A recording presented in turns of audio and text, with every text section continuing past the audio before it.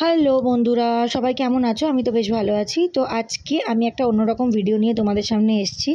সেটা হলো gate unready with me.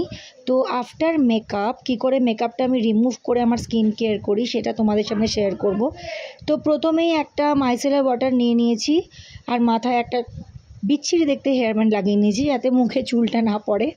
তো ভালো করে মাইসেলার ওয়াটারটা ভালো করে কাটানের মধ্যে লাগিয়ে ওটা ভালো করে রাব করব এবং এটাতে খুব ভালো ক্লিন হয়ে যায়। কিন্তু হ্যাঁ, শুধু এটাতে ক্লিন করলে হবে না। আর যারা খুব হাই কভারেজ মোটা মেকআপ করবে তাদের আমি রেকমেন্ড করব যে আগে একটু নারকেল তেল বা যে কোনো অয়েল সেইটাকে দিয়ে ভালো করে মুখটা তুলে মেকআপটা তুলে তারপরে মাইসেলার ওয়াটার ইউজ করবার জন্য।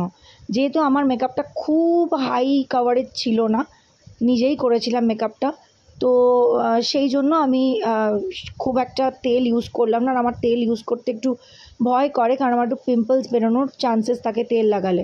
তো সেই জন্য আমি জাস্ট মাইসেলার ওয়াটার দিয়ে ভালো করে জিনিসটা রগড়ে রগড়ে তুলে নিলাম কাটানের সাহায্যে।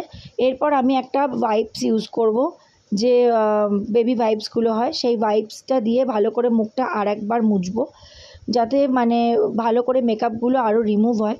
আর সত্যি কথা বলতে কি, মেকআপটা দেখে মনে হয় যে রিমুভ হয়ে গেছে, কিন্তু ভিতরে লোমকূপের গোড়ায় গোড়ায় না মেকআপ আটকে থাকে। তো ডিপ ক্লিন করাটা ভীষণ জরুরি, না হলে কিন্তু স্কিনের 12টা বেজে যাবে এবং র্যাশ বেরোবে, পিম্পলস বেরোবে। কেন বেরোবে কেউ বুঝতে পারবে না, কিন্তু কারণ এটাই। তো মেকআপ যখনই করো, বিফোর মেকআপ আর আফটার মেকআপ অবশ্যই স্কিন কেয়ারটা করো। তো এবার আমি যেটা করব, কেমিস্ট অ্যাট প্লের একটা মানে স্যালিসিলিক অ্যাসিড আর ল্যাকটিক অ্যাসিডের একটা ওয়াশ দিয়ে মুখটা আমি ভালো করে ধোবো। এটাতে খুব ডিপ ক্লিন হয়। তো সেই কারণে সেইটা আগে লাগিয়ে নিই। আর এটা আগে লাগিয়ে নেওয়ার পর মুখটা ভালো করে ধুয়ে নেবো। আর এটা অবশ্যই করে 1 মিনিট রাব করতে হবে। এই যে লিকুইডটা মুখের মধ্যে 1 মিনিট ভালো করে রাব করবে, বেশিক্ষণ নয়, জাস্ট 60 সেকেন্ড 60 সেকেন্ডস।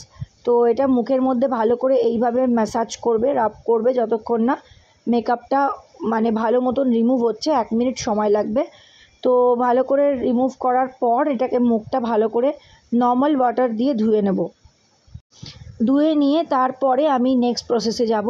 তো ভালো করে মুখটাকে ধুয়ে আসি। তো এই যে দেখতে পাচ্ছ, মুখটা আমি ধুয়ে নিয়েছি, অনেকটা ক্লিন লাগছে।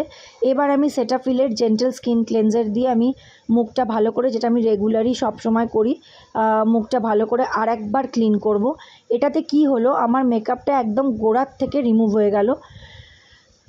তো আমি এটাও কিন্তু 1 মিনিট মুখের মধ্যে রাব করি।